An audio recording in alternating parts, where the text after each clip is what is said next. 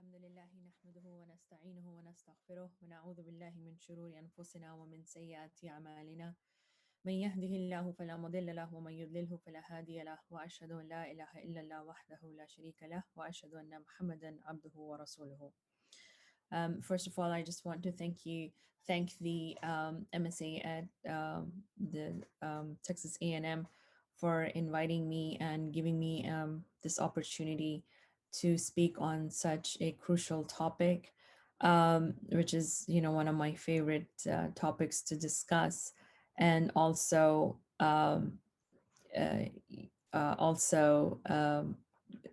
bringing up this topic and making it, making an effort to actually give us a platform to discuss the woman's role in Islam, the modern day feminism, and the gender equality and the concept of that in Islam.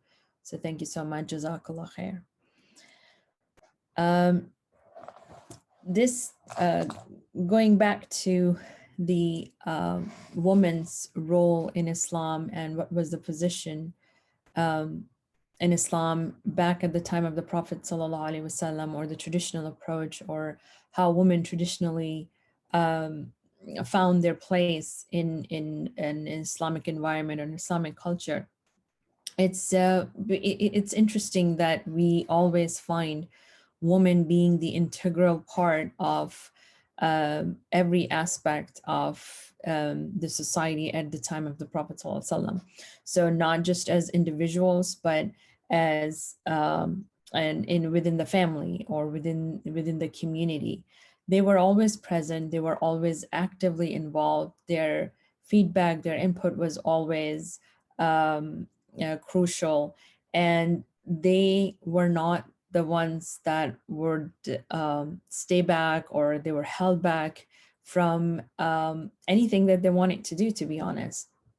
We see women being involved in religious education, in becoming scholars, even at the time of the Prophet ﷺ, when there were wars or the need to self-defend.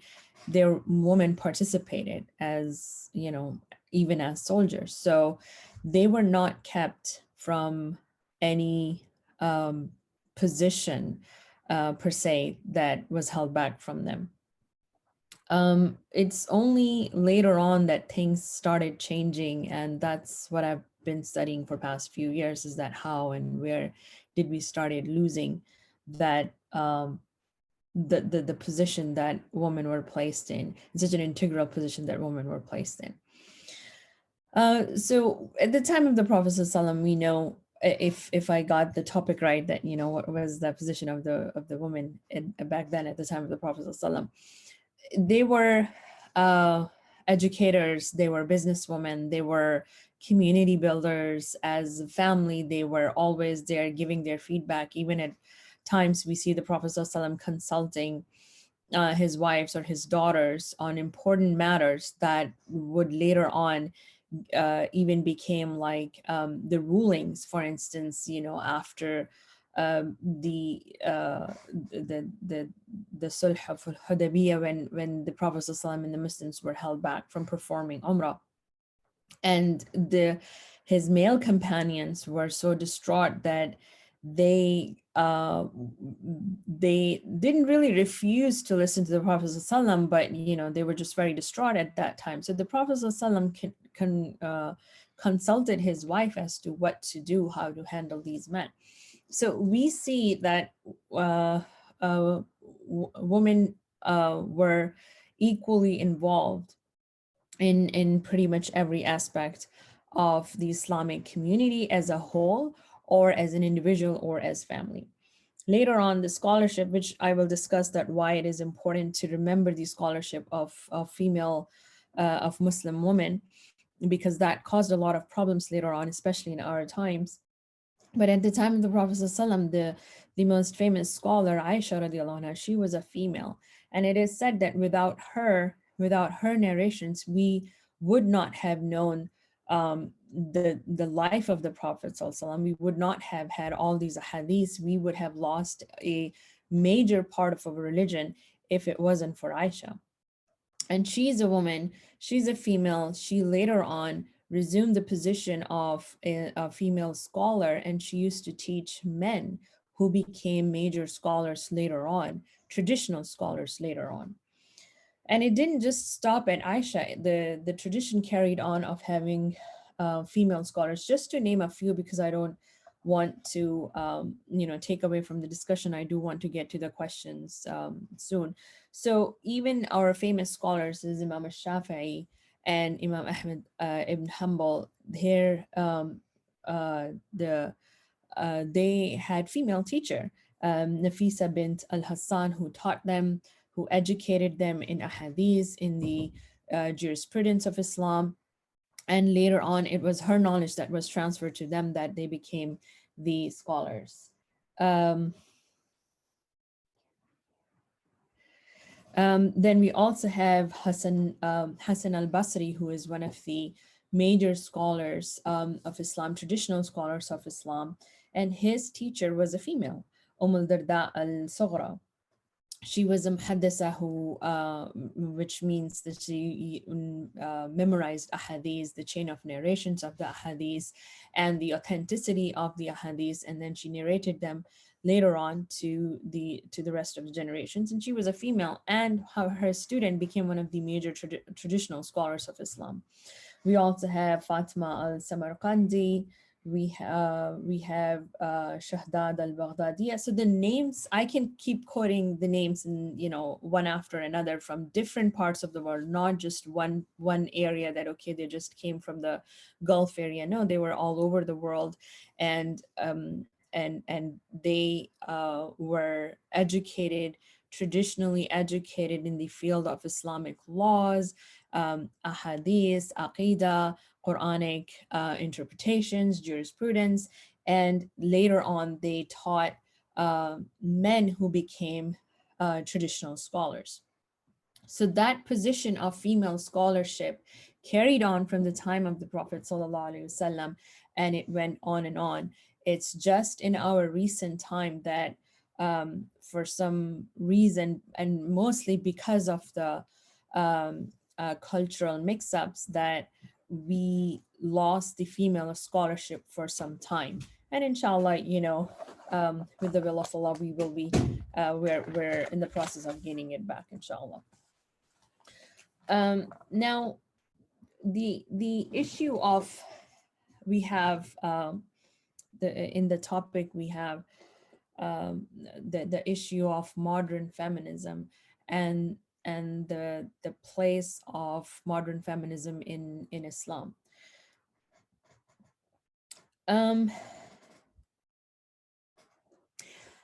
The term feminism has become a controversial term, because it has developed into many tangents and variants. So just let's take a step back and see what happened. So modern feminism has a lot more variants than how it originally started in late 19th and the early 20th century. When we say the first wave of feminism pushed for political equality, that's when we would, we go back to tracing the feminism back to the 19th and the early 20th century. And then in second wave, which I would say perhaps somewhere around 1960s and 70s, feminism pushed for legal and professional equality. And then the last wave, or the third wave, is pretty much what we are seeing in our time, which has become more about social equality and social justice. The thing is with the political and legal equality, that can be measured, that the rights and what was being demanded, it can be measured, and it can be seen in equal, in clear in clear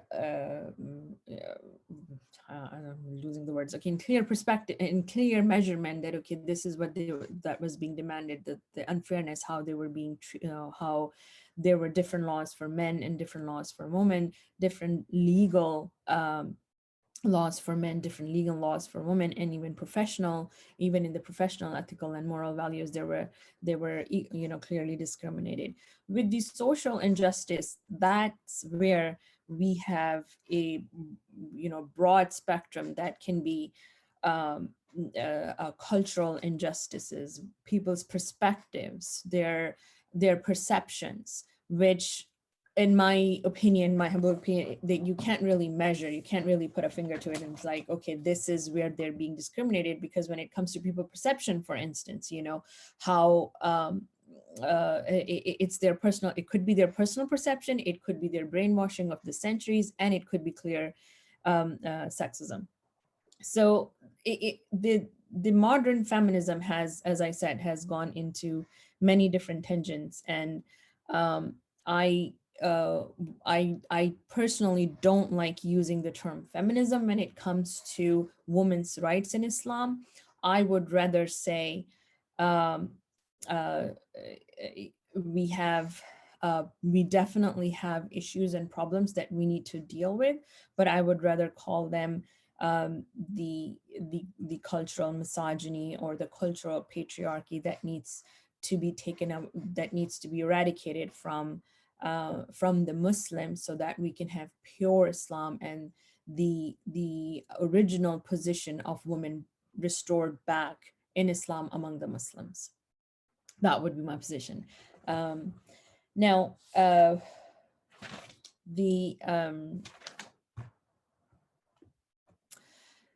the another issue is about the gender equality. The gender equality is something where basically everything has to be equal. So that's another, even when you look into feminism, modern day feminism, so there is, in the feminism that's just fighting for equality, no matter what the circumstances, no matter what the issue is, it's all about equality. And not so much about fairness and justice, because equality is not always, because justice is not always equality. And my favorite example to give is one of those pictures from on social media, is where you have a fence, and then you have three different sizes of boys who are trying to watch on the other side of the fence. One is tall, one is medium height, and one is really short. So in order for to accommodate all three of them to be able to see on the other side of the fence, the tall boy does not need to be given any step stool. The middle boy just needs a one small step stool, but the short boy needs like you know a large step stool, so that they all can see on the other side of the fence. Now, that's not equality, but it is fairness. And this is the example I like to use when it comes to feminism, the gender roles in Islam, is that not everything has to be equal in order for it to be fair. Men and women are different people. We are biologically different. We are physiologically different, physically different.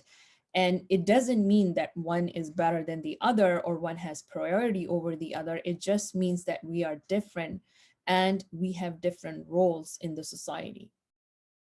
In the end, the reward is equal. In the end, the judgment is equal.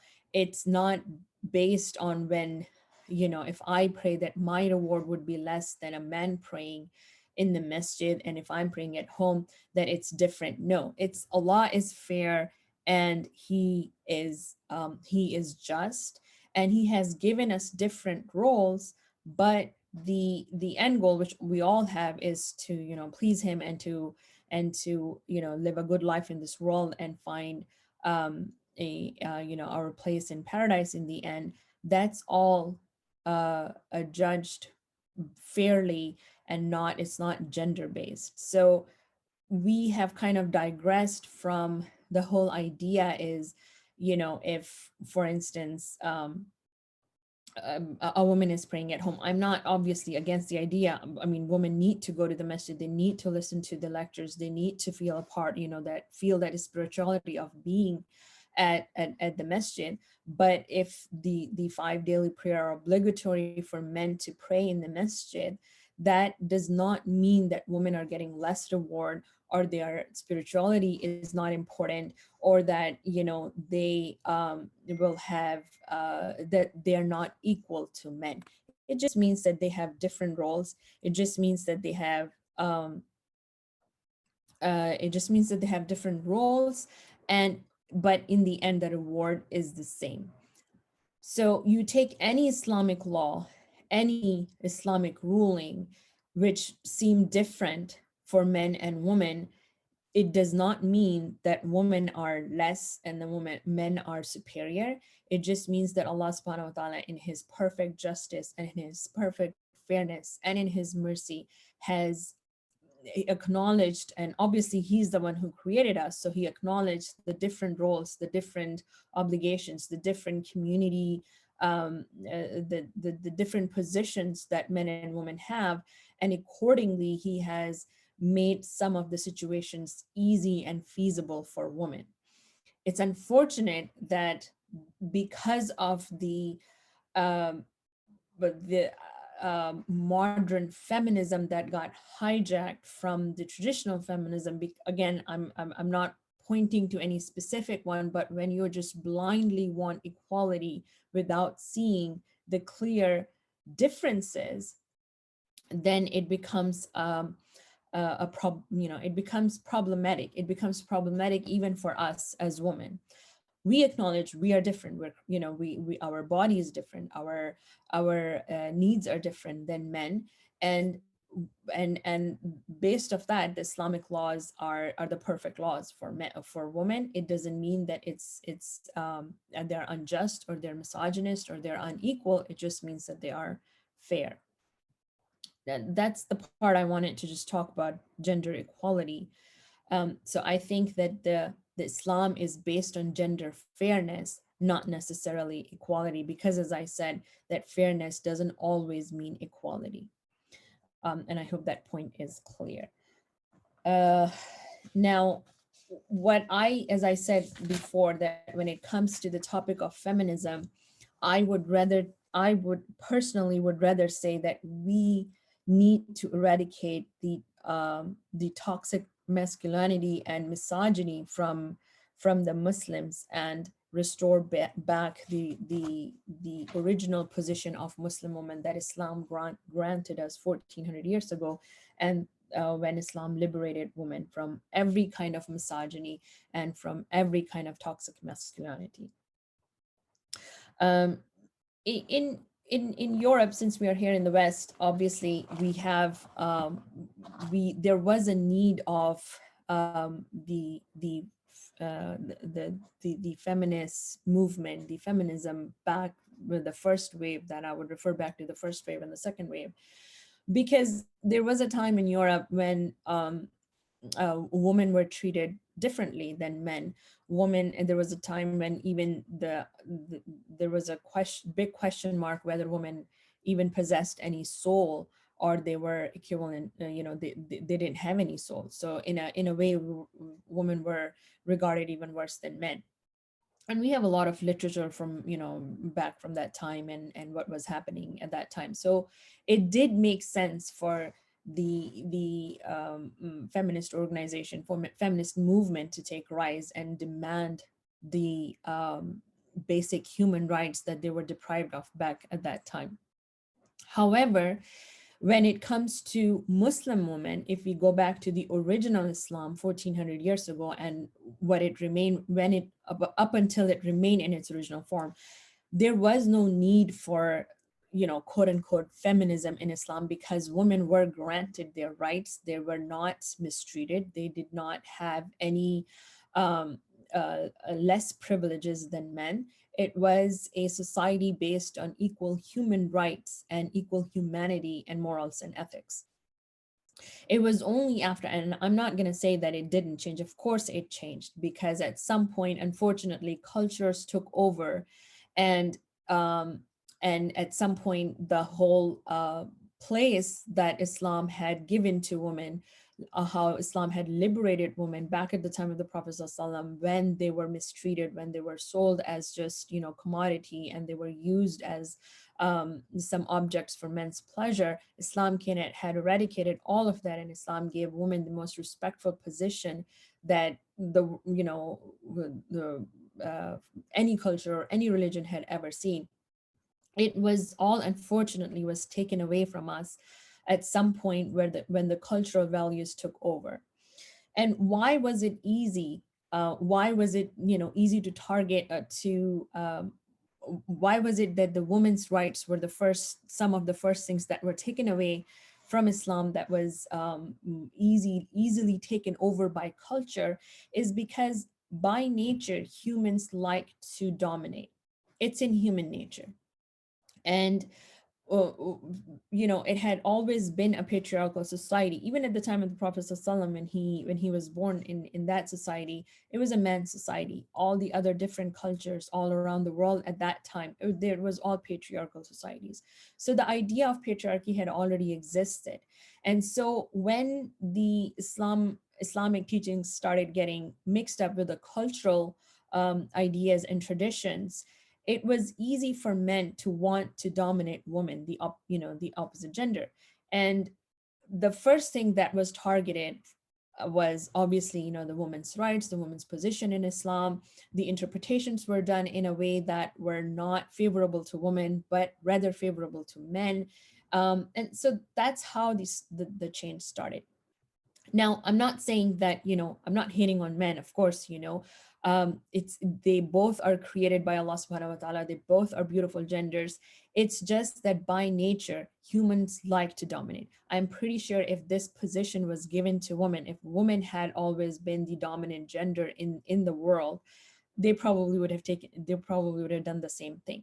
But since the world had always been favorable to men, it was just easy for when the culture started taking over religion. And that obviously started happening when people were not very well educated in religion.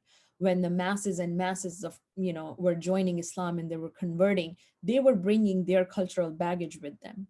And there were not enough teachers to keep what we have now. It's internet. Back then, remember that there would be one teacher for like hundreds of students, and the students will have to make effort to reach out to that teacher and learn. So it was not as feasible to keep correcting all the cultural wrong that was entering Islam.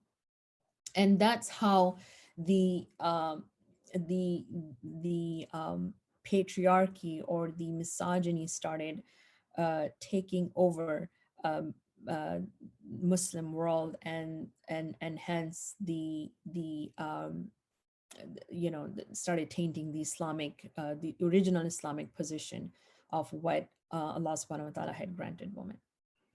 I can keep saying, you will have to stop me on this topic because I can keep talking. This is one of my favorite topics. I'm really passionate about it. But if you guys have questions, I would rather take questions and open floor for more interactive discussion.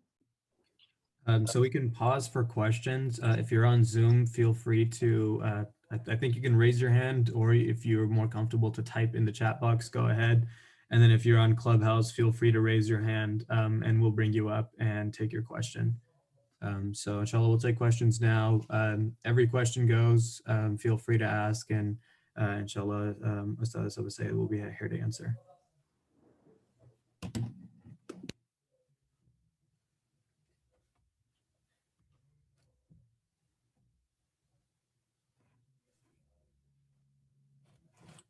Yes, there are no questions.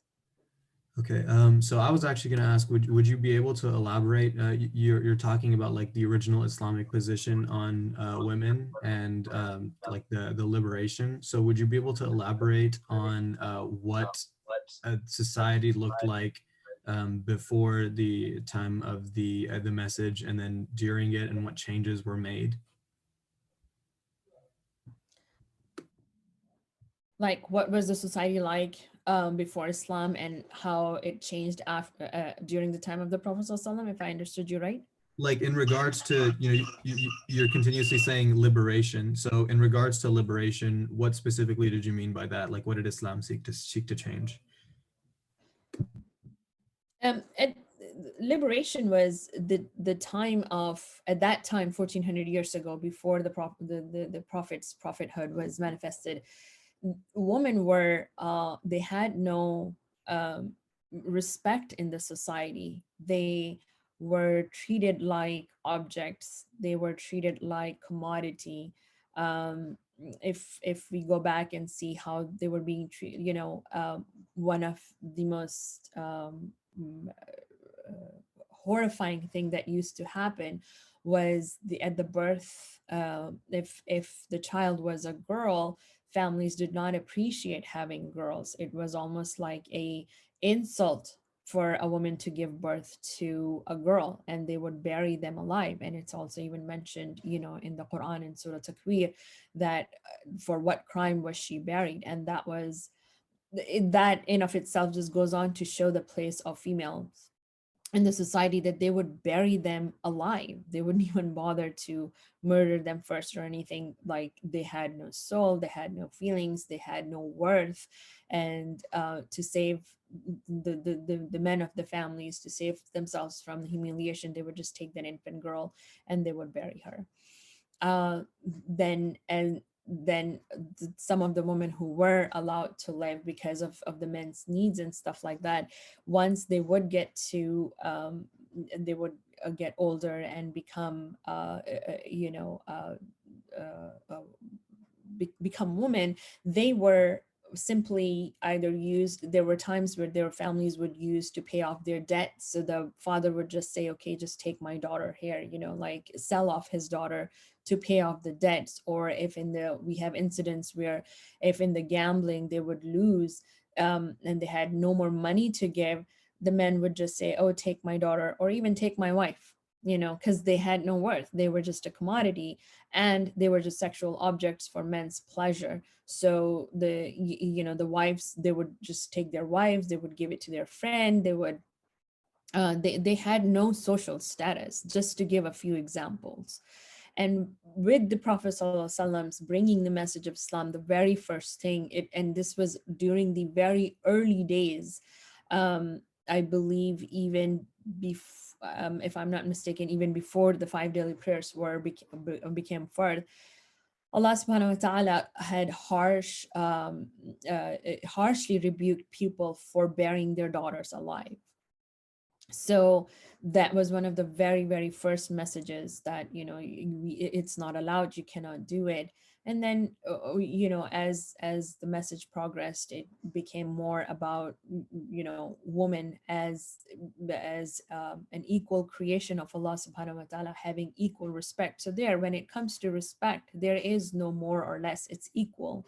When it comes to social status, there's no more or less, it's equal. The function, the roles may be different, but the respect, the status, the reward are all equal. And then as the wives, the laws of inheritance came. So it's the first time in the history that women were given the law to inherit from her father, or from her brother, or from her husband. And then the marital laws, where women were given the right to put their conditions, to demand, and to have even the right to end the marriage if they were not happy in the marriage. So I can, go on and on and on about this, but yes, in terms of fairness and justice, these are just very small examples of that. I hope that answers your question.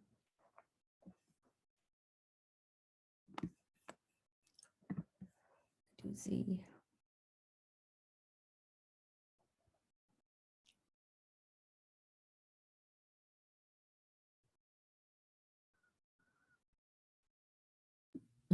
Can you make sure to read that question out loud?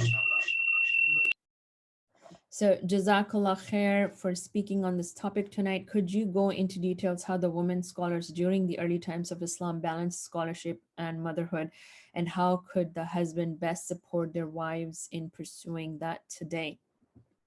Um, the I the scholarship and the motherhood is, it was not very back then the societies were very integrated. There was a lot of, it was just not like individual families that were just on their own, you know, going to school, raising their own children. There was a whole village system back at that time, which unfortunately we really miss out on. And so there was a lot of help for the women to raise their children. At the same time, they would study and they would pursue their scholarship in Islam. The role of, but even with or without that help, of course, you know, Allah subhanahu wa ta'ala does not place burden more than what we can bear. So the motherhood and the scholarship, you can be a mother and pursue all this. It's not um, as challenging as we really make it sound like, because you know, we see in our modern day where mothers are pursuing their, you know, medical degrees or their, yeah, law degree, or you know, even they're just undergrad while they also have children. Of course it's not easy, it's not, you know, it's not just like bed of roses. It requires struggle, it requires extra time, lack of sleep, you know, uh, but it is possible. And just like we see in our modern times, mothers, women handling both roles, so as in the past, women have done pretty much the same.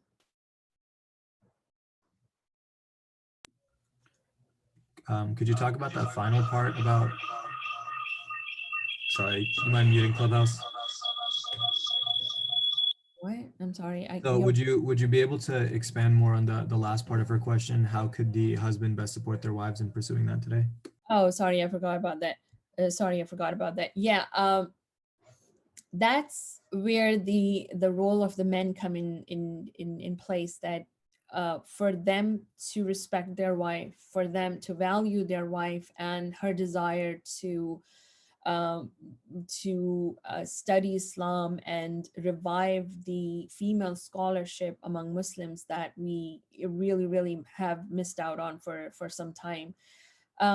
That's a role that, you know, a very respected husband can take care of. But they can, I mean, it doesn't, it's husbands can be helpful. They can, you know, help her take care of the children, take care of the house, be there when she needs them, you know, not be very picky about the things, not have the idea of the traditional husband's role in mind, but be more open, be more helpful, be more supportive, and find that fulfilling, and work as a team with his wife, and not let the help they can offer their wife, whether it's in cooking or cleaning or taking care of the children, think less of them in any aspect. In fact, it's one of the most respected thing a man can do for his wife.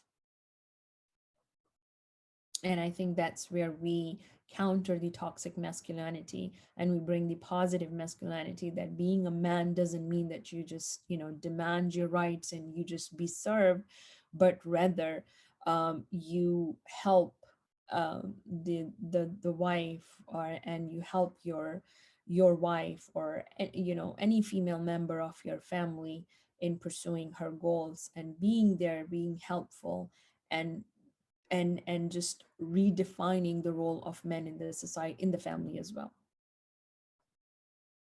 Did that answer your question?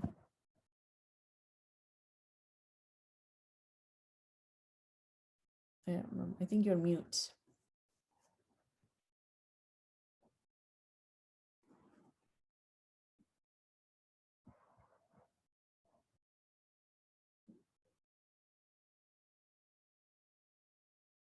Um, could you mute your Clubhouse for a second? Yes. Okay, so another question that's come up is in regards to women in leadership. There's a lot of talk about women not being allowed to be like political leaders and whatnot. So I was wondering if you'd be able to expand upon women in leadership and Islamic doctrine. Um, topic of Muslim women being in leadership positions is something that I don't believe was ever controversial in the past. We have, as I said, we have seen women being in the first, like in the first row of uh, along with the men to when they're going to fight. And woman in leadership position, Aisha radiallahu anha was, she um, whether the war was right or wrong, that's not the point. The point is that she did lead you know, she was one of the leaders when the civil war happened among Muslims. We also see in the leadership position, we had female jurists who would give verdicts, Islamic verdicts, which, to the men would come and ask them questions, and they would give the verdicts. Now, leadership position in the past may have been a little bit different in the terms of, not like they could give their rulings staying at home. They didn't have to be outside in a public place, but they were there. Leadership as owning your own business and running your own business, and being one of the leaders of the community. We see that that has happened, during the time of the Prophet ﷺ and even afterwards. So women in leadership position, one of the problems is, like not understanding the terms, not understanding the vocabulary, and then just having different interpretations. Uh, so there is nothing wrong with women being in the leadership position. There is no prohibition of women being in the leadership position as long as they are, uh, you know, uh, uh, they are fulfilling the other requirements of what is required to be out in public and how it's required to be out in public. Okay, I've muted you in Clubhouse for a second, just so that there's no feedback. We had a hand raised in the audience. I think it just went down. So we'll just go back to what we were doing. So just unmute yourself in Clubhouse. You should be able to keep going. Okay. So I'm often asked, I know this question hasn't come up, but I will just go on and just mention these four things that often come up when I'm talking about feminism or the gender role in Islam. And as I said, I would rather say we need to get rid of the misogyny and the unfair patriarchy from among Muslims. How did it even like, where does Islam even get the reputation of having the like kind of like a misogynistic tone? It's the culture of Muslim countries, which is more culture based, not religion, not religious based. We can see that anything, especially here in the West, when people don't understand that it's cultural and not religious, whenever they see someone, in hijab or from the East, a bearded man or something, doing anything wrong to women or passing any wrong rulings for the role of women, it's automatically associated to Islam. And that's just cultural, especially after traveling to many, many Muslim countries. The culture has dominated over the religion and even the religious teachings. So it's the culture of the Muslim countries and not the religion in of itself. The second thing is the misogynistic interpretation of Islamic texts. Now, the it can be categorized into two subcategories. That one, which is actually misogynistic interpretation, and second, the interpretations that are misunderstood to be misogynistic. And then the third is the lack of female involvement in scholarship, which leads to having no input or no feedback in interpretations. So when it comes to actually like that, it's sorry, I'm gonna look at my notes real quick.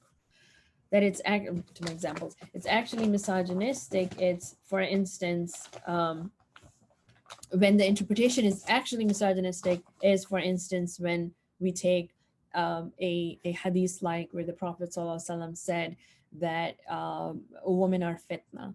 So you just take, first of all, only just a part of the hadith is taken in saying the women are fitna. The Prophet ﷺ has mentioned several other things to be fitna, children to be fitna, wealth to be fitna. There is even the verse from the Quran where Allah subhanahu wa ta'ala is saying is that your children and your money, your wealth is a fitna for you. So the problem is how the explanation is offered. The term fitna is interpreted or translated into English, and how this text is abused by, unfortunately, the male members of the society in putting women down. Now, being a fitna is not a bad thing, or it's not evil. Fitna simply means something that could be a test or a trial. And a test in Islam is not bad. It could actually be a blessing. Every fitna is actually in a blessing in disguise, because it's an opportunity to get close to Allah subhanahu wa ta'ala. So Allah, when Allah said that your children are fitna, does that mean that the children are inherently evil and they have something wrong with them? No, children are blessing. In other parts of the Quran, Allah subhanahu wa ta'ala has said that these are actually the blessings of this world that Allah has granted us.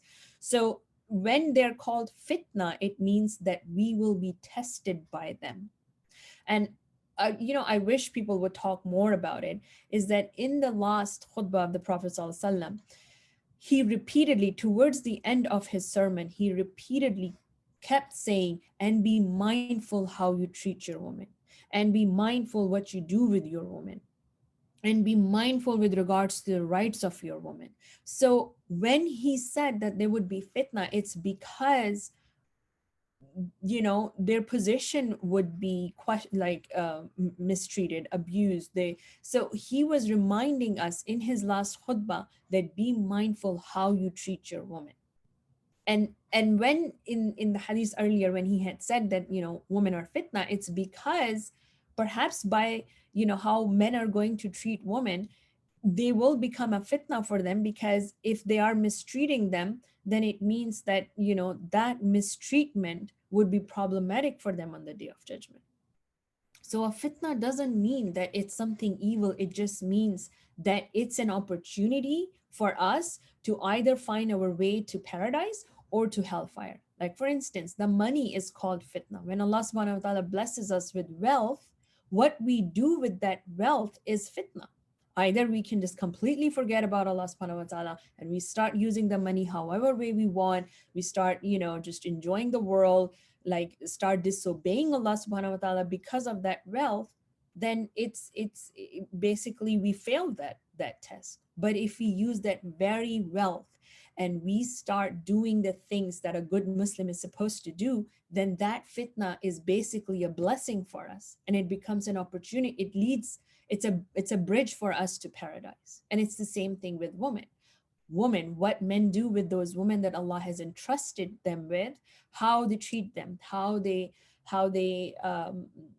they do with them could either be their path to Jannah or their path to hellfire. That's what it means. So like how these narrations are interpreted and how they are presented and how they are abused has contributed towards the misogynistic tone to Islam. And the other thing was, I was just saying that what is misunderstood as to be misogynistic, as for instance, the law of inheritance, for instance, where the women are supposed to get half of what the men can get. And it's not it's not a matter of equality. It's very fair if we dig deeper into the roles of women and men in Islam. Allah subhanahu wa ta'ala has never placed any financial responsibility on women in any aspect of her life, in any role of her life. The financial responsibility has always been placed on men. Women can work, they can run their own business, they can earn as much money as they want, but the responsibility will never be placed on them. So in a proper Islamic setting, in a proper Islamic state, women will never be held responsible to financially support their family, their children, or even themselves. So it makes perfect sense that when it comes to inheritance, men who are responsible, they have to take care of their wives, their mothers, their sisters, their daughters, that they get more money because they have more responsibility. Women, on the other hand, the inheritance is just, additional pocket money for her. She will never be required to spend any money from her inheritance on even on her children. Even if she's a widow and a divorcee, and then her brother or her father or her son has to take care of her financial responsibility. And then on top of that, she also gets the inheritance money, which is just her, she can go and do extra shopping with that. So if we look at the whole picture, the half of inheritance is not unfair, is actually extra blessing for women. And then the lack of female participation when it comes to interpretation, unfortunately, and I really do want sisters to be more outspoken and give your feedback or ask questions without having the fear to be judged, that why certain interpretations are like that. And it's we have a prime example of Umar radiallahu anh, when when there were no clear ruling from the Quran and the Sunnah, and the situations kept coming, and the jurists at the time had to come up with rulings on those new situations, which continues to happen from the time of Umar radiallahu anha to our times. We continue to keep running into new situations, and the current jurists have to come up with new rulings. So at the time of Umar radiallahu anh, when the Islamic expansion of the was happening, and sometimes the men would have to leave their Medina for months and months, and their wives would be back in the city. So one time Umar radiallahu anh heard one of the women complain because her husband had been gone for months, and she was just waiting and waiting for him. And her need for sexual intimacy was not being fulfilled.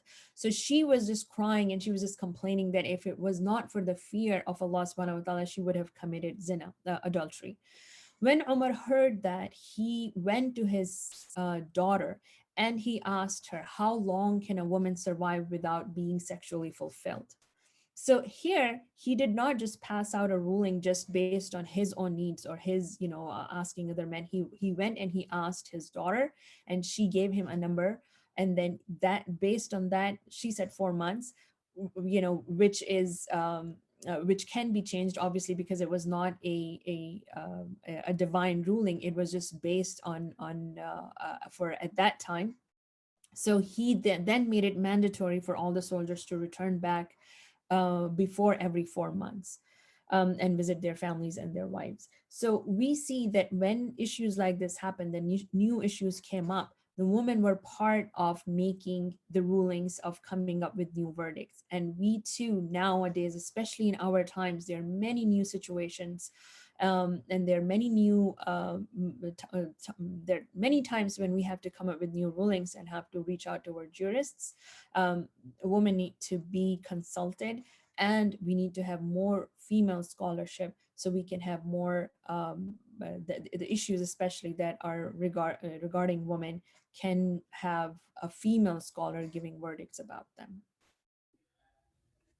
Okay, I muted you in Clubhouse for a second, just so that there's no feedback. So there's a question for you in the chat if you want to read out and answer that. And then also to people present on Clubhouse, if you have any questions, feel free to raise your hand, and we will bring you up and address your questions, inshallah.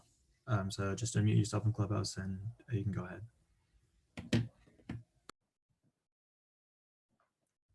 So read out this question.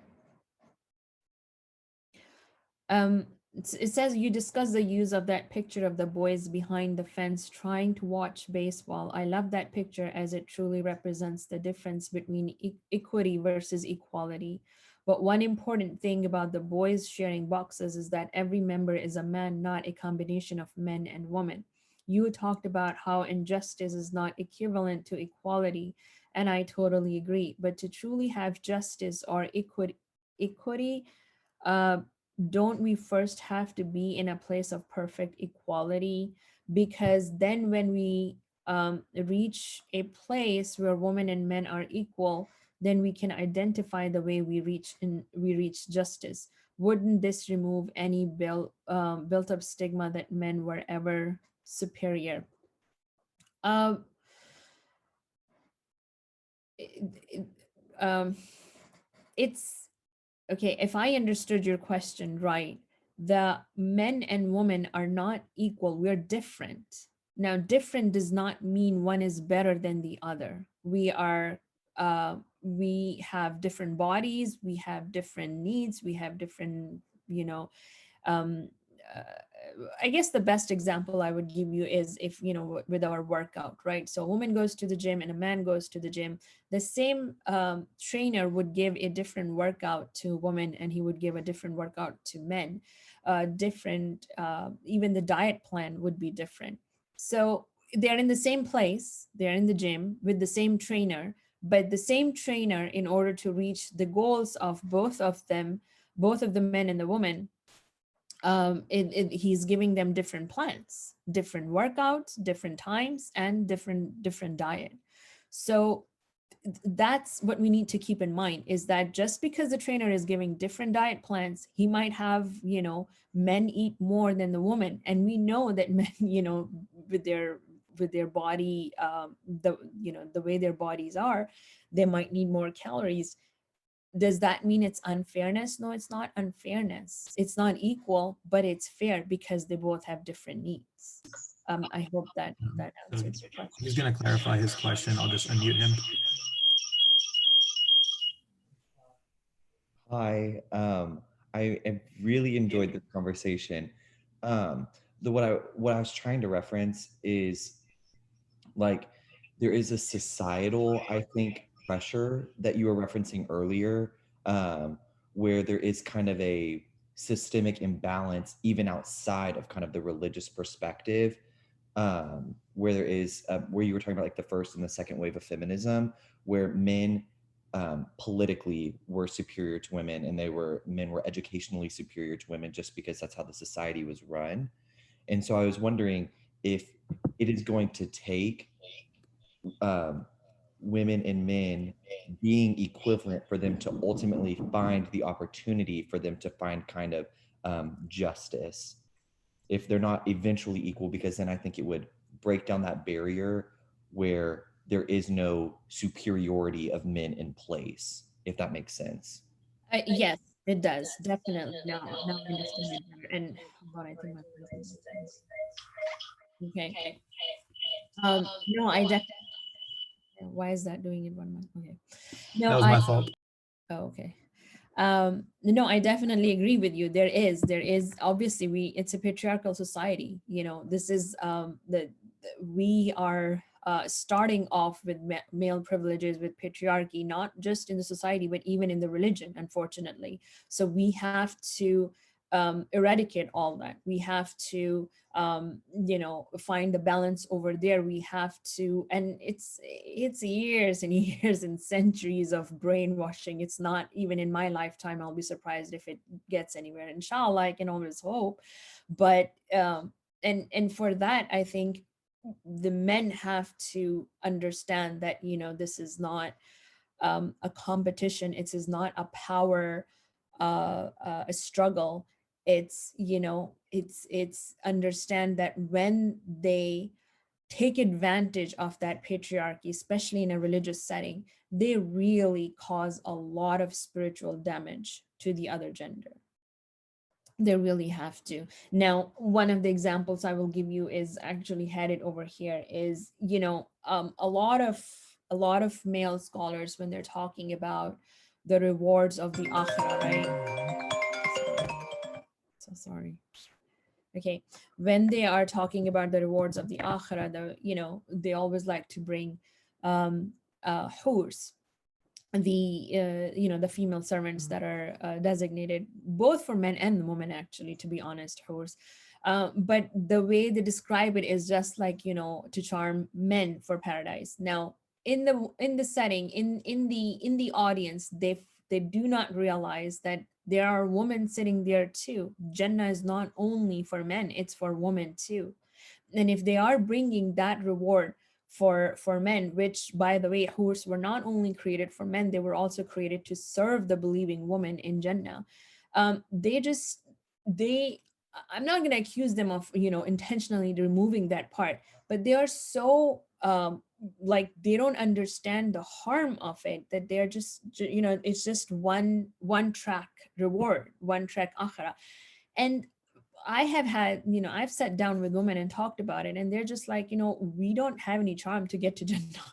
It's like, you have to give incentive to both of them. It's just something that would require years and years of training. First of all, to break that pattern. Second of all, to make them realize that this is not a power struggle. This is not like, oh my gosh, we're trying to take over men and we're trying to degrade men. This is not about degrading men. This is not about, putting men down or calling them that, they are not, that the men are trash or anything. It's not about that. It's about, they need to realize the harm of it. And then we have to go back to the correct methodology. We have to go back to the correct teachings. And in that, male will have to lose their privilege. How many men are willing to do that? So yeah, I think now, I guess I answered your question. Yeah, but no, I totally agree with you. I think there was also another picture on social media where it was saying, trying to explain male privileges to a man is that, for a man, it's like just a smooth road towards success, right? And then for women, it's like obstacles and obstacles and this and that. And then, so it's just trying, and it's not only just in professional setting or in political setting, it's equally in the religious setting as well. Yeah. Okay, so. Okay, so I have you muted again. We're heading into the hour mark, so we're about to wrap up. If anybody has any questions, I guess raise your hand or forever hold your peace, or send it in the group or in the chat, because we're going to be wrapping up. So I'll just give that a second. All right. So looks like we don't have any questions from the chat.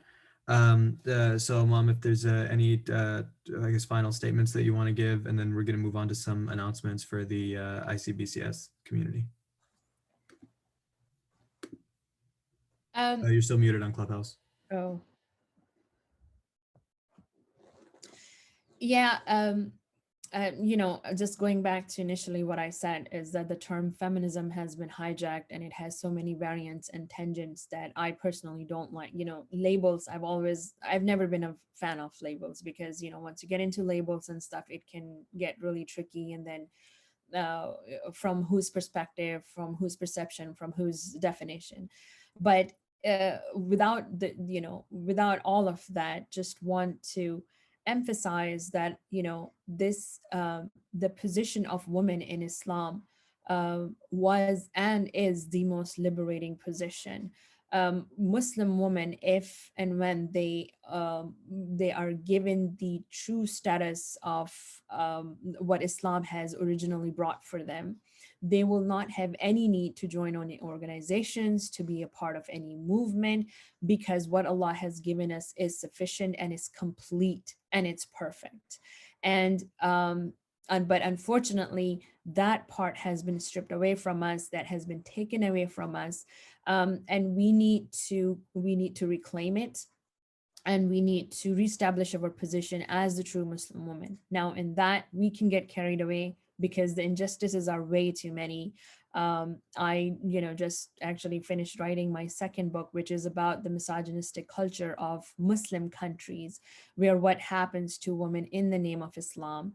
And it just didn't, it made me angry. It made me angry to the point where, just in some, from some men who come from certain cultures, I just, at some point, for some time, I was just like looking down at all of them, I was just angry at all of them. And obviously it's very easy to have our emotions take over our judgment. And even though I was not even a target, I wasn't even a victim of that culture, just feeling the pain of those victims made me do that. So when women are coming from, a victim's position, just try to understand that, they have a lot of baggage that they are carrying. And I really, really request and implore my Muslim brothers who are, my brothers, and they're not trash, they're not, any they're not evil, they are, the beautiful creation of Allah subhanahu wa ta'ala, is that when a person has privileges, then it comes with responsibility, right? Like what Uncle Ben said, with certain powers comes responsibility, right? So you guys do have privileges, you guys do have that power. Use it for reinstating the true position of Muslim women around you. And it can start off from your family first and foremost, with your sisters, with your daughters, with your mothers. And from then on, take it to the larger, on a larger scale, to your communities. Stand up for that. It will not take away from your masculinity, it will actually reinstate your respect and your authority in the community.